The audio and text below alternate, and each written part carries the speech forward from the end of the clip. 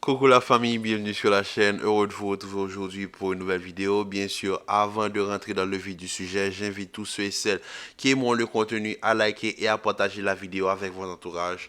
Sur ce, revenons sur ce match plus que compliqué de la part du Real Madrid face au FC Séville. Victoire du Real Madrid qui nous fait du bien et qui nous remet à 8 points du Barça. Victoire 1-0, but de l'éternel, de l'immortel. Je sais même plus quel mot utiliser pour catégoriser Modric parce que franchement aujourd'hui il nous a fait du bien.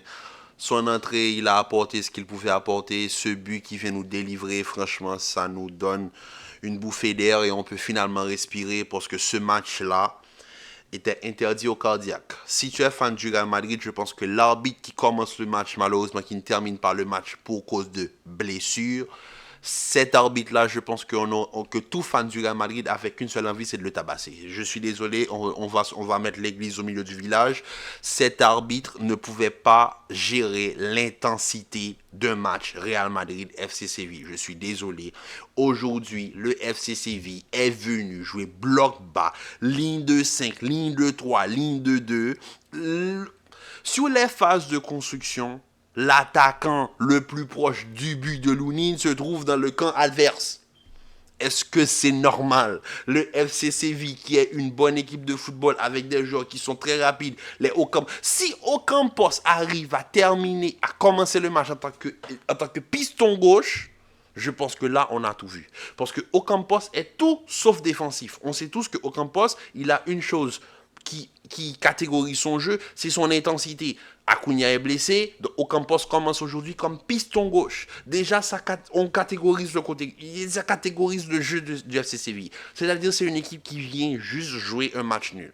Ils vont essayer de tenter les transitions. S'ils arrivent à marquer par des contre-attaques, tant mieux. Mais ils vont pas chercher à faire du jeu. Parce que je pense que à la 30e minute, à la demi-heure de jeu, on avait Tony Kroos qui était à 20 passes comme étant le meneur de jeu. Le meneur de jeu de l'autre équipe, Oliver Torres, que Vinicius a bien dribblé aujourd'hui.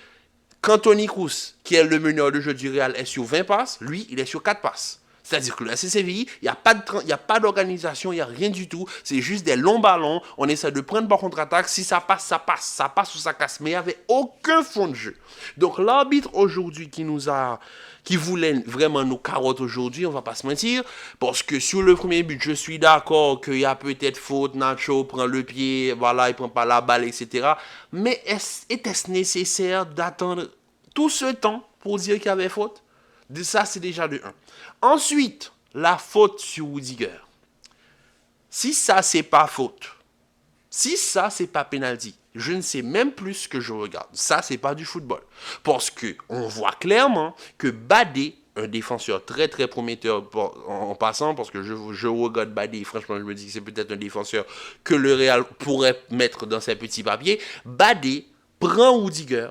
Rudiger essaie de sortir, essaie de courir. L'autre le prend yes, et le tire par terre. Et il n'y a pas penalty.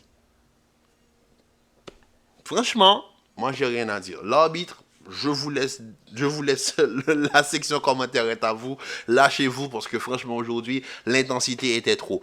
Mais face à ce genre d'équipe, il faut des canonniers. Il faut des joueurs capables de tirer de loin. Et franchement, quand Modric est rentré, bon, c'est sûr qu'en Nacho sort Modric rentre, on sait tous que Chouamini va redescendre, Toni Kroos va redescendre au niveau de la défense et Modric va jouer un petit peu plus haut.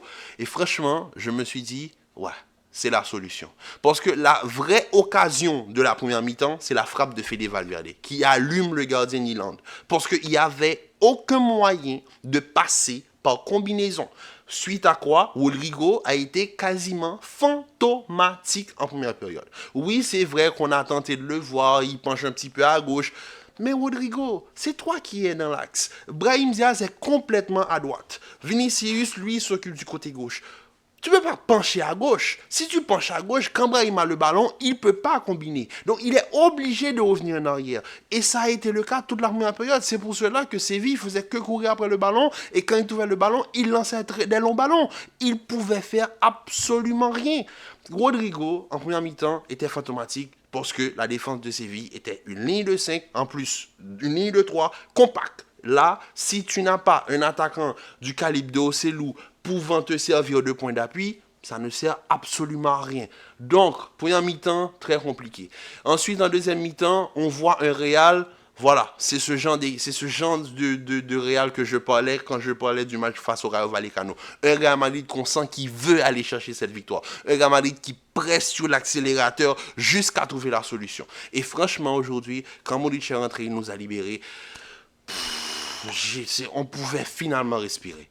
Parce que ce match-là, c'était compliqué. Mais vraiment compliqué. Et franchement, merci à Luka Modric. Peut-être qu'il prendra sa retraite en fin de saison.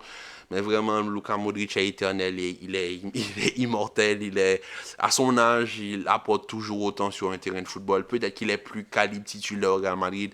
Mais c'est rentré en jeu. Surtout face à ce genre d'équipe. Il te faut ce maestro. Il te faut ce prince croate capable de trouver des solutions à lui seul. Et franchement, sur l'action, la manière dont il élimine le défenseur sur un contrôle, il enchaîne ensuite avec la frappe, c'était trop beau.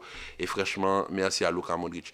En fait, l'équipe, en gros, a joué un bon match. Lunin a fait un super beau match. Franchement, son arrêt réflexe en première mi-temps, voilà, ça c'est Lunin. Et franchement, Lunin gagne des points encore et encore et encore. La défense, ça fait du bien de finalement retrouver nos défenseurs. Nacho Rudiger, ça fait du bien de finalement commencer un match avec une paire de centrales. Lucas Vazquez a joué son match. Ferland Mendy a joué son match, oui, mais Mendy, je n'ai pas trop aimé aujourd'hui. Je sais pas, est-ce que c'est la frustration de Séville qui jouait bloc bas et quand tu as ces gens d'équipe, Mendy, il n'a pas vraiment la capacité de s'exprimer parce qu'on sait tous que Mendy, il s'exprime surtout par le plan défensif. Donc, s'il n'y a pas vraiment d'attaque sur son côté, en phase de construction, Mendy, c'est pas le latéral qu'il faut. Donc, Mendy, c'est match mitigé, mais bon match de sa part. Tchouaméni, masterclass devant la défense, franchement, je vous le dis. Tchouaméni, la manière dont il arrive, je ne dis pas à faire oublier, mais quand même à compenser le manque de Casemiro au milieu de terrain est exceptionnel. Maintenant, il devient littéralement une référence à ce poste. Kamavinga, aujourd'hui, a manqué. Bellingham, aujourd'hui, a manqué. Ocelo a manqué. Mais franchement, Valverde, Toni Kroos, Tchouaméni, ce milieu de terrain nous a fait énormément plaisir. Brahim Diaz, aujourd'hui, un petit peu... Voilà, c'est l'un des rares matchs de Brahim Diaz sur les couleurs du Real Madrid où j'hésite à lui donner une bonne note. Franchement, mais je peux même pas lui en vouloir parce que quand tu joues face à ce genre de bloc bas, en plus de ça, tu n'as personne avec qui combiner en attaque. On ne peut pas toujours espérer que Brahim Diaz sorte voilà, comme un magicien, un lapin de son chapeau et commence à dribbler. Non, Brahim Diaz aujourd'hui, il a joué un bon match. Je ne vais pas le dire très bon match, mais bon match de sa part. Rodrigo aujourd'hui fantomatique en première période, en deuxième période il a apporté ce qu'il pouvait apporter, ça nous a fait du bien aussi. Ce dynamisme au niveau de l'attaque, ça apporte de la joie un petit peu, un petit peu de couleur à ce match qui était tout gris. Et aussi Vinicius qui aujourd'hui nous montre qu'il est peut-être, et je le répète, pas peut-être, mais assurément le meilleur ailier gauche au monde. Parce que franchement, la manière dont il arrive à te dribbler à l'arrêt, double contact, chapeau, c'était trop. Et franchement, Vinicius, quand il ajoutera le bagage finition à son jeu, pour moi, il n'y aura pas d'équivalent. Vraiment pas. Parce que autant on peut dire que Mbappé a ce côté finisseur, mais il n'a pas trop ce bagage technique que possède Vinicius. Si tu rajoutes la finition d'Mbappé à Vinicius, Vinicius sera inarrêtable. Donc franchement, aujourd'hui, bon match de la part du Real Madrid parce que, au fait, ils ont réussi à maîtriser cette équipe de Séville. Ce bloc bas que Séville nous a proposé aujourd'hui, c'était dégueulasse. Un arbitre qui a été dépassé par les événements aujourd'hui. Mais grâce à Dieu, il existe encore ce genre de joueur capable de débloquer, de prendre le match à son compte. Et là, Luka Modric, franchement, il nous donne encore le sourire.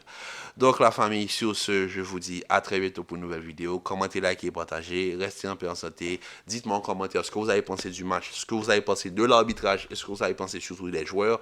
Donc on se dit à très vite pour une nouvelle vidéo. Prenez soin de vous. Peace.